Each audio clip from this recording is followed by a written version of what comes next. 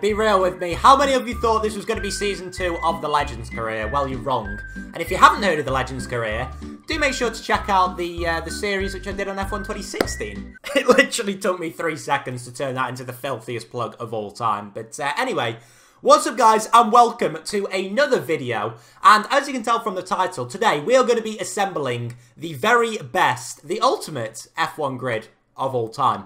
So, yeah, I asked you guys on Twitter a couple of days ago for a few underrated drivers, and that is why this list is going to be the top 24 drivers of all time, because obviously we've all seen the top 5 or top 10 lists of drivers, and I think that's pretty conclusive, but yeah, I wanted to sort of include a few of the underrated drivers, and yeah, that's why I've done it. If you guys do sort of enjoy these discussion type of videos, then do make sure to leave a like. And also in the comments down below, I'd love to hear your guys' thoughts as to who you think the top 5 drivers of all time in F1 are. And also, who you think the most underrated driver of all time is. Because that's what I was asking on Twitter, and it sparked some really good discussions. So, yeah, I'd love to hear that down below. If you do just want to know, like, what my top 10 or top 5 are, then feel free to just skip ahead. I'm not going to be offended by that. But, yeah, without further ado, we are going to get into the list. So, yeah, we are going to kick things off with the 21st down to 24th greatest F1 drivers of all time, in my opinion. But yeah, what I've sort of done is categorise these rather than put like a definitive list of like 1st down to 24th. I've categorised it into 21st down to 24th, 16th to 20th, so on and so forth until we get to the top 5. So yeah, in these slots we have got Juan Pablo Montoya, Jochen Rindt, Stirling Moss, and also Kimi Raikkonen. Now, I was going to include Gilles Villeneuve over Kimi Raikkonen, but yeah, upon reflection, I couldn't really include Montoya without including Raikkonen, because they were teammates for 2 years, and, well, Raikkonen spanked him, really. I know it was in Montoya's sort of twilight of his career, but yeah, I mean, also Raikkonen's a world champion, so it was sort of a little bit rude not to include him. So starting off then with Raikkonen, and yeah, obviously he won the 2007 World Championship with Ferrari, but yeah, the main reason which I put him in this list was because he performed well with 3 different teams. So obviously at the start of his career, he was with McLaren. The middle of his career, he performed well with Ferrari, and then relatively recently with Lotus as well. So there'll be a theme throughout this list. You'll sort of gather the fact that I gain a lot of respect for drivers who have either done it with sort of different teams, or also have been quick in different race series as well. But yeah, with Raikkonen, obviously he was Montoya's teammate for 05 and 06. And yeah, he completely outperformed Montoya, obviously nearly winning in 2005. Could have been a lot different if that tyre hadn't have gone at Nürburgring and if the Mercedes engine hadn't have blown up that season as well a few times. But yeah, I'd say the best part of his career was probably 05 to 07. He was just so good in that McLaren, and then obviously finally won that World Championship with Ferrari. Also, when he came back to the sport in 2012 after his sabbatical, yeah, he just performed so well in that Lotus. It was really, really consistent. Scored a lot of points. Nearly, actually, if he hadn't missed the final 2 races of the 2013 season, he could well have finished like 3rd in the championship in a car which was probably like 4th best on the grid. So yeah, that was really impressive. And I think ever since 2014, when he's gone back to the Ferrari car, obviously he has had the number 2 status there, but I just don't think his driving style is really suited to the hybrid cars. He's sort of a driver who's always very much on edge.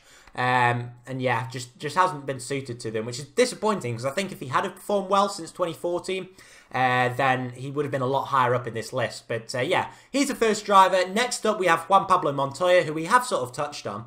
But yeah, that was the guy that a lot of you guys on Twitter sort of suggested, so massive thanks to that for that. But yeah, he completely dominated Ralf Schumacher when they were at BMW Williams. Which is obviously very impressive. And that was sort of like the best part of his career.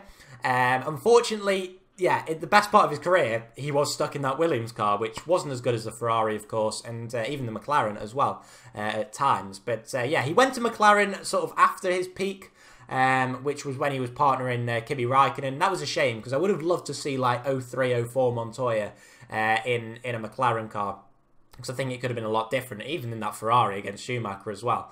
But yeah, he was sort of the guy in that sort of 2000 to 2004, or like 01 to 04, who really sort of ran Michael Schumacher close in a lot of races as well. So very impressed with that. Also a 2 times Indy 500 winner and Champ Car champion in 1999, I believe. And another interesting stat, he won races in F1, kart, IndyCar, NASCAR, and Grand Am sports cars. So very, very well-rounded racer, which is why he got a place on this list. Jochen Rindt is the next driver, the 1970 world champion, and the only posthumous world champion that the sport has ever seen.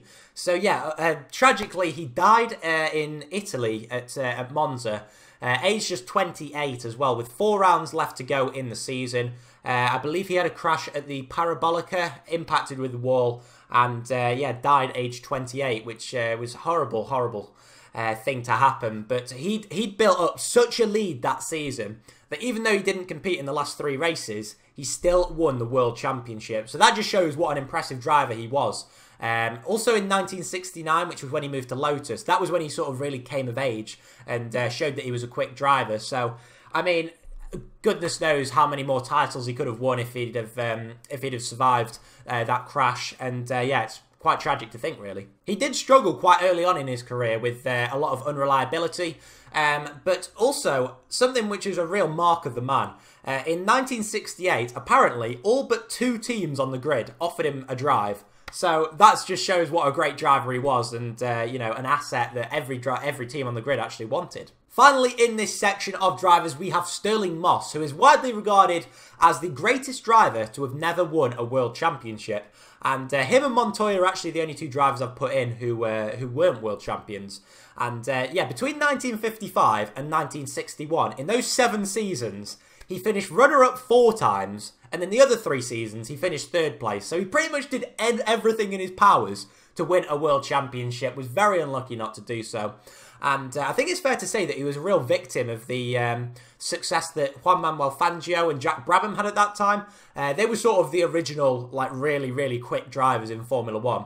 And yeah, if they hadn't been around, then I have no idea how many championships Moss would have won. But yeah, still a very quick racer, and like a lot of drivers back then, sort of dabbled in and out of a lot of different race series. So yeah, showed he was a real good all-round racer. Next up, we have 16 to 20 in the list. So we have Alberto Ascari, Nigel Mansell, Nico Rosberg, Jenson Button, and John Surtees. So we're going to start off with Ascari. And yeah, he competed in F1 right from its inception in 1950 and won the 1952 and 1953 World Championships for Ferrari. So this is an Italian in a Ferrari winning the World Championship. It doesn't get much more iconic than that. And he actually competed in motorcycles before switching to single-seaters as well. And I think was pretty successful in that as well. And yeah, a lot of people at the time called him sort of one of the safest drivers in a dangerous era due to his driving style, very smooth driving style, and yeah, just really plotted his way around the tracks in order to win those 2 world championships. Like Jochen Rindt, though, he did die on a racetrack at Monza in 1955. I believe it wasn't part of a race weekend as well, which just makes it even more tragic. And that is the reason why the chicane in Sector 3 is actually called the Ascari chicane, because that is a chicane which he actually died at. So yeah, again, another driver who, if he'd have survived, I mean, I just don't know how many world championships he would have won. But yeah, a great driver. Nigel Mansell is the next driver on the list. And yeah, he was the 1992 world champion for Williams. And that was really at the back end of his career as well. But yeah, he competed in the real golden era of F1, I guess you could call it, alongside the likes of Senna, Prost, Piquet. And yeah, he was teammates with Piquet for a few years. They became teammates in 1986 at Williams, and there was a bit of friction between the 2 of them from what I've been reading and researching. But yeah, in that 1986 season, Piquet has already come in as a 2 times world champion, and yeah, Mansell outperformed him, which is, I think, what sort of caused a lot of that friction. But an injury in 1987 prevented him from winning the world championship, and that's where Piquet got his 3rd and final championship. Arguably, you could say that he was blessed with quick cars throughout his career. Obviously, he was at Williams, I believe, for 2 spells, and also Ferrari. So yeah, he had a good car underneath him for a long time, which is why he sort of accumulated so many race wins. But in order to get yourself in a position to be driving those sort of cars, you've got to be a quick driver. I think his speed was really confirmed as well when he went over to America in 1993 to become the kart championship champion. And to date, I believe is the only driver to have held the Formula 1 and kart championships at the same time. Oh, we've got a bit of a controversial one up next, and it is Nico Rosberg, the 2016 World Champion. And this, again, is one which a lot of you guys suggested to me on Twitter. So he spent actually the final 7 years of his F1 career competing alongside Hamilton and Schumacher, two of the drivers which are quite a long way up this list.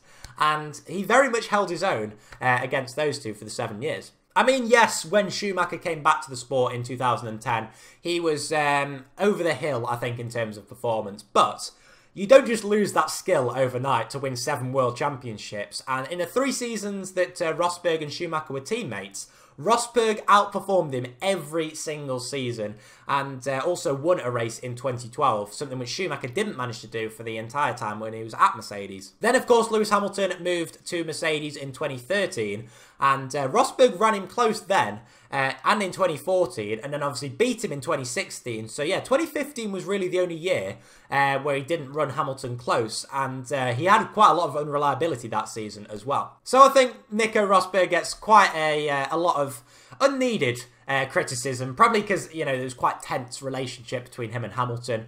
But yeah, I think he definitely deserves a place on this list. Jenson Button, the 2009 World Champion, is next up on the list. And that season, the 2009 season, was really the first year where he had a car which could actually win races. Of course, he did win in 2006 at Hungary, I believe. But yeah, that BAR car, or Honda car as it was then, he did get a lot of luck that race, I think it's fair to say. He started low down on the grid, and it was just sort of being in the right place at the right time. But yeah, that Brawn car was the first car which he got given, which could consistently win races, and he went on to win the World Championship in it. You know, Rubens Barrichello is no slouch, and yeah, outperformed him there. And of course, then went on to be at McLaren for, well, quite a few years. He was Lewis Hamilton's teammate from 2010 to 2012, and actually outscored Hamilton through those 3 years. But I think that was mainly down to his incredible 2011 season, where he was arguably the best. I think that was probably his best season in F1, which, yeah, probably topped that 2009 season. He was just in such a good groove with the car that year, and yeah, was really the only man who could mount any sort of challenge to Vettel. The final man in this category is John Surtees, and to date, he is the only man to have won on 2 and 4 wheels. To win a World Championship on 2 and 4 wheels, which included the 1964 Formula 1 World Championship. I mean, this man just has my utmost respect. As I said, he won a Motorcycle World Championship, a Formula 1 World Championship, and the year when he won the World Championship, he went to compete in Le Mans as well and finished 3rd there. So yeah, just an all-round great driver, and yeah, he's really sort of left his legacy on Formula 1, which is, I think, the mark of any great driver and great man. It's a shame that I don't know a lot more about some of these drivers that sort of competed in the 50s and 60s, because I think there's a lot of really interesting personalities there. But yeah, I mean, nowadays we've just got so much information to draw off, and yeah, I'm literally just drawing off the internet pages for a lot of these guys. Next up, we have got 11 to 15, and we have Nelson Piquet, Jack Brabham, Fernando Alonso, Graham Hill, and Emerson Fittipaldi. We're going to start off with Nelson Piquet, a man who we have already touched on slightly when we talked about Mansell. So he won the 1981, 83, and 87 World Championships with 2 different teams as well, Brabham and Williams, which is, again, I think the mark of any great driver to go and you know, do it for 2 different teams. I think it's fair to say that when the likes of Senna and Prost were really at the peak of their powers, that's when Piquet's career really started to decline. Obviously, he was getting older. Prost and Senna were in very quick McLarens at the time, so I think that could have something to do with it. But also, he had a crash in 1987, and he actually came out afterwards and said that he lost 80% of his depth perception, which obviously, as a Formula 1 driver, you need the sort of perception of depth in terms of braking, just knowing where other drivers are. And yeah, he was really never the same after that. But nonetheless, a 3-time world champion. I mean, you've got to respect anyone who's managed to do that. And yeah, like I say, doing it with 2 different teams as well shows that he can sort of go to different environments and really adapt. Next up, we have an Australian, and that is Sir Jack Brabham, the only man to have won a world championship driving one of his own cars. I mean, that is just something that you would never get nowadays. Obviously, we had Ross Brawn, who obviously made Brawn GP, but that wasn't like his own sort of car. It was sort of made by Honda, and he just sort of put his name to it. But yeah, Jack Brabham started his own team. Obviously, it's been done by the likes of Jackie Stewart, and I believe Emerson Fittipaldi did it as well, but just to not as a greater success. And yeah, to be able to organise something like that and go on and win world championships, that is the mark of a special driver. He won his 3 world championships in 2 different decades as well. I believe his first one was in 1959 and won the other 2 in the 1960s. But yeah, I was quite intrigued that he only actually won 14 races throughout his career. I mean, of course, the championships were a lot shorter back then. But yeah, I think obviously when we look at stats nowadays, obviously you've got Schumacher who's won 91 races. Hamilton is in 2nd place, winning a ridiculous number. But I think they are very much inflated by the fact that obviously we have championships which are 20 or 21 races long nowadays. Switching then to the modern era, and we have Fernando Alonso. So he won the World Championship with Renault in 2005 and then defended it in 2006. Obviously, we had the transition between the V10 and V8 engines. So yeah, pretty impressive feat from Renault. But yeah, he is obviously widely regarded as one of, if not the quickest driver of the 21st century. But, oh, Fernando, he just ends up being in the wrong place at the wrong time. Obviously, he's been stuck at McLaren Honda for 3 years. He also went back to Renault in 2008 after an interesting time at McLaren. And I know he won a race, or a couple of races in 2008. A little bit debatably, one of them. But, yeah, 2009, that Renault was nowhere. And he just doesn't seem to have been in a good car at the right time, really. I think 2010 and 2012 stick out as the ones that got away. And poor Fernando hasn't actually done what Lewis Hamilton has managed to do and win a championship with 2 different teams. The reason why I've put him below someone like Lewis Hamilton is because in Hamilton's rookie season, he actually finished above Alonso in the championship. And this was an Alonso coming off the back of 2 championships. I know there was a lot of politics within McLaren that year, but I do think Alonso should have outperformed Hamilton that year. Once again, we are going back to the 60s and to Graham Hill, the father of Damon Hill, the only father-son world championship winning pair. And yeah, Graham won his championships in 62 and 68. So yeah, 6 years apart. Meaning that he had sort of quite a lengthy career, especially for drivers back then. And I think he was the man who really sort of kick-started that takeover from British drivers. Because, yeah, you had the likes of Surtees, Hill, Clark, all of them were sort of completely taking over motorsport at the time. And yeah, I think Graham Hill was the man that really, like I say, kick-started that. Like many of these drivers as well, he won his championships with 2 different teams. But yeah, I couldn't really find too much information otherwise about Graham Hill. Obviously, he tragically died in 1970s as a result of an aeroplane crash. So yeah, a really great personality off the track as well. And it really was a shame to see him taken so soon. Finally, in the 11 to 15, we have Emerson Fittipaldi, a very underrated driver, in my opinion, and what seems to be the opinion of a lot of you guys as well. So yeah, he was a 2 times world champion in 1972 and 1974, and at the time, in 1972, he was the youngest world champion, so he was 25 years old. So yeah, very young for that time as well, and I think he was sort of the first driver who really, you know, showed that the youngsters could do it as such. He was also the first Brazilian to win a world championship. And I think it's sort of underplayed how key that probably was in encouraging the likes of Piquet and Senna to come into the sport with a real sort of big backing. And yeah, really be able to like showcase their skills. Again, he was a very multi-talented driver, winning the kart title, and also he won the Indy 500 at 47 years old, which is incredible. So very quick driver for a very long time as well, and yeah, definitely deserves a place on this list. Oh boy, we're really getting into the meat of it now. We're going to 6 to 10. And we have Sebastian Vettel, Niki Lauda, Mika Hakkinen, Jackie Stewart, and Jim Clark. So Sebastian Vettel, of course, all of you guys know all about him. 4 times world champion from 2010 all the way through to 2013. And yeah, I think in 2 of those years, really, well, 2010 and 2012, that Red Bull was far from the dominant car on the grid. In 2010, the Ferrari and the McLaren were very quick, and Vettel sort of came out of nowhere in Abu Dhabi to win the championship. And especially early on in 2012, that Red Bull was not a quick car whatsoever. So yeah, to be able to sort of haul it through that early stage of the season and really sort of keep composed, that was very impressive. And then obviously when we got to the end of the season, which is when Red Bull are traditionally very good, that's when he really pushed home his advantage. I feel like if he wins a world championship with Ferrari, if he'd have won this year's championship, he would have definitely been in my top 5. Possibly even ahead of Hamilton, but yeah, I think he just needs to win that world championship with Ferrari and really prove that he can do it with them. Also, he was really outperformed by Ricciardo in 2014. You know, a man who'd never sort of had a top drive before, and Ricciardo comes along and just completely spanks him. Wins 3 races that year to Vettel's none. And yeah, that's why, as well, I've sort of put him a little bit further down the list. Niki Lauda is next up on the list, the second Austrian. And yeah, he was a 3 times world champion. And his championships actually spanned over 10 years, 75, 77 and 84.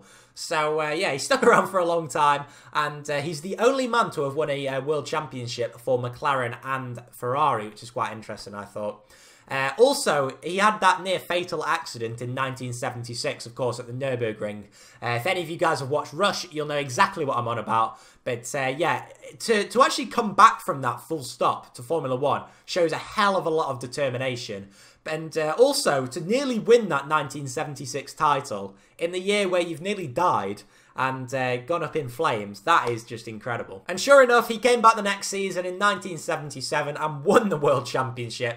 And yeah, actually 2 of his World Championship wins came after that near-fatal accident. So, hell of a good driver. And yeah, still around the paddock nowadays, so obviously has a real love for racing, which is always good to see. We now have the second Finn on the list, and that is Mika Hakkinen, the 2 times world champion in 1998 and 1999. So yeah, the final world championship winner before the turn of the millennium. And I think he was the guy who really ran Schumacher close in his period of dominance. So yeah, Schumacher won his first title in 94 and won 7 in the space of 10 years pretty much. So yeah, Hakkinen was the guy that really disrupted that. And the thing that really springs to mind for me was that race at Spa. I'm not sure what year it was. I feel like it was 2000, but I could be wrong. When him and Schumacher were going up Eau Rouge and down the Camel Straight, and Hakkinen just pulls the most wily old fox move on him.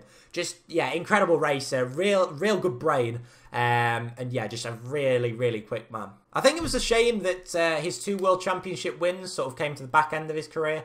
Obviously, he retired in 2001, and he had quite a lot of poor reliability in 2000 and 2001 as well. That was sort of like the start of McLaren engines just blowing up. It happened with the Mercedes ones, and now obviously it's happening with Renault. But yeah, it was quite unlucky in those last 2 years, but I think he was sort of over the hill a little bit there. But nonetheless, a great racer. So the final 2 drivers in the 6 to 10 region are both Brits and both Scotsmen as well. We have Jackie Stewart, first of all, a 3 times world champion in 1969, 1971 and 1973. And yeah, he did it in 2 different cars, just like a lot of these drivers. And he was also instrumental in improving the safety of F1 during the 1970s, which is, I think, just the mark of a great man. And yeah, a lot of, obviously, the safety devices that we have in place now, I think we can really thank Jackie Stewart for that. I mean, racing back then was just ridiculously dangerous. And I think, yeah, something needed to be done.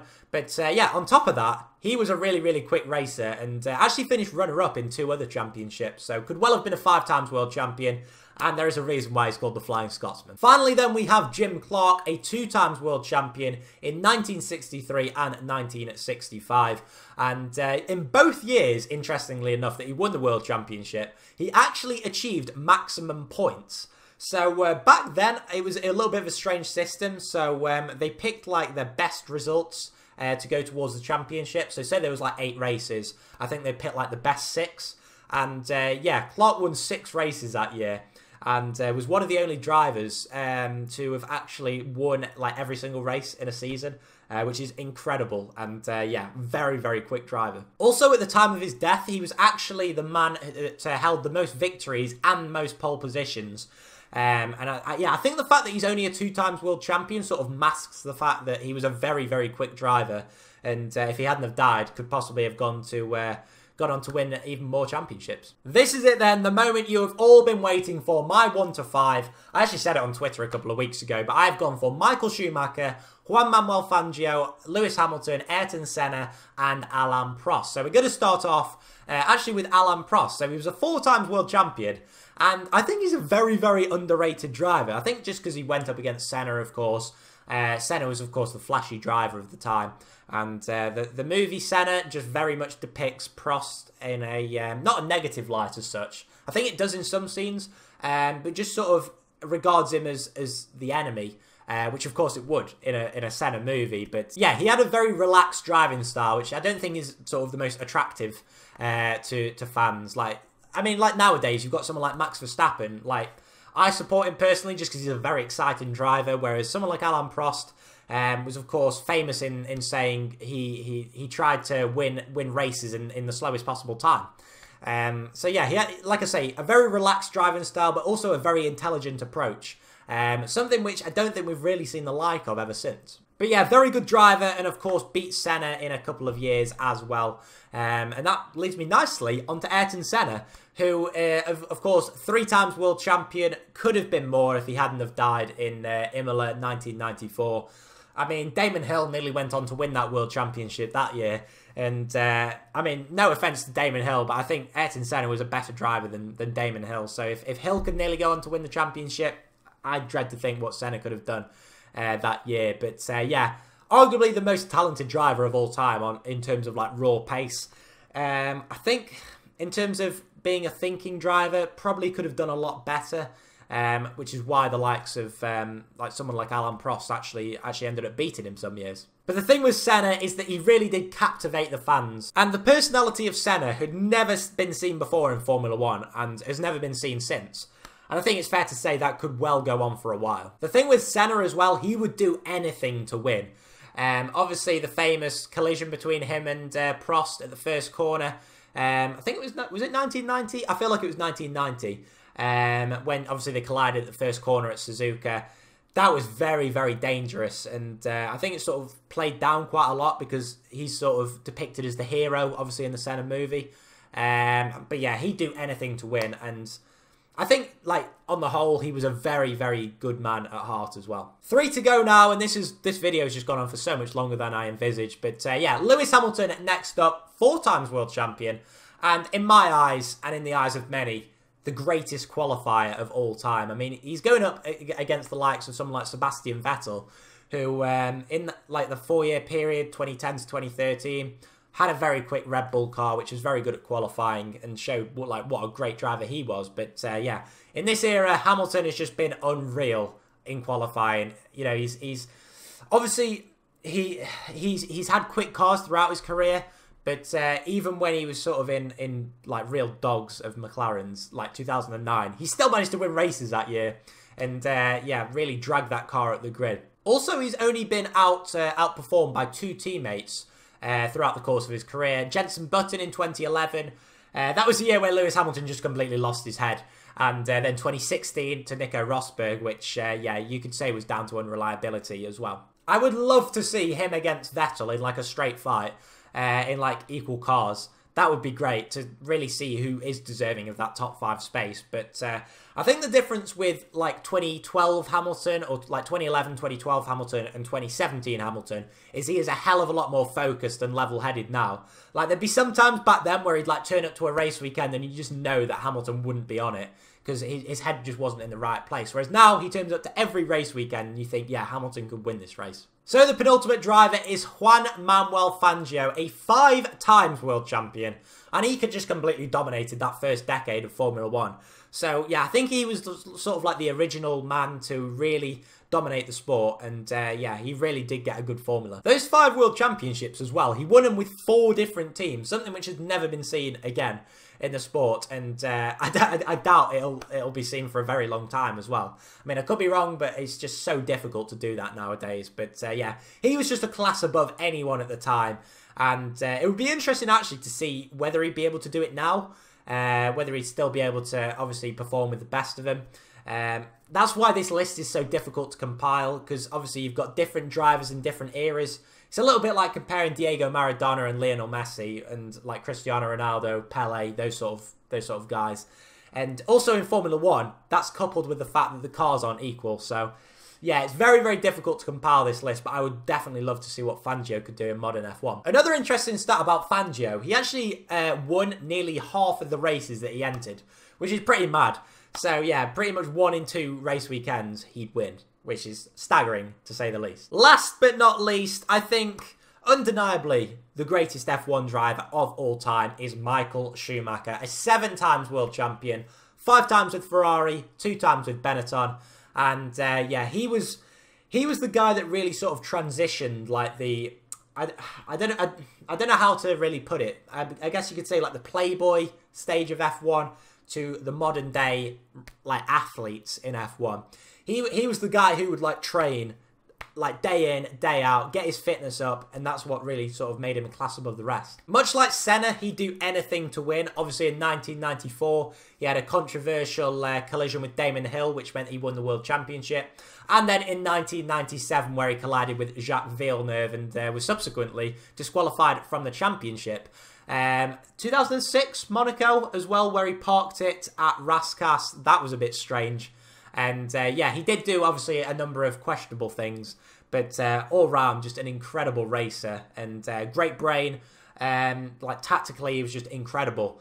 And, yeah, a shame that he, like, isn't with us in the full capacity at the moment. So, yeah, keep fighting, Michael. We want to see you back, mate. Oh, my word. That was, like, so much longer than I envisaged. I thought this was going to be, like, 20 minutes or something. But it's turned into, like, a half-an-hour video. But... nonetheless, if you guys have enjoyed it and made it this far, do leave a like, leave your comments down below, and I will catch you guys in another video. Do take care. Bye-bye.